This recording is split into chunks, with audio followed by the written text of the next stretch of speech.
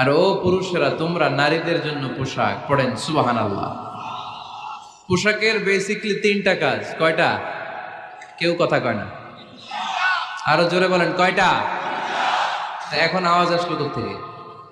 আওয়াজ করে উত্তর দিবেন, চিল্লায় বলেন পোশাকের কাজ কয়টা।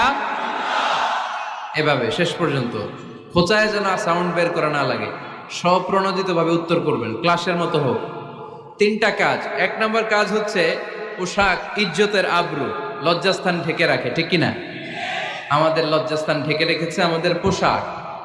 ঠিক তেমনি স্বামী তার স্ত্রীর ইজ্জত হেফাজত করে, স্ত্রী তার স্বামীর ইজ্জত হেফাজত করে, স্বামী তার স্ত্রীর চরিত্র হেফাজত করে, আর স্ত্রী তার স্বামীর চরিত্র হেফাজত করে। এজন্য আল্লাহ একে অপরের উদাহরণ দিতে যে লেবাস বা পোশাকের সাথে তুলনা দিয়েছেন। সুবহানাল্লাহ পড়েন। পোশাকের দুই নাম্বার কাজ হচ্ছে সৌন্দর্য।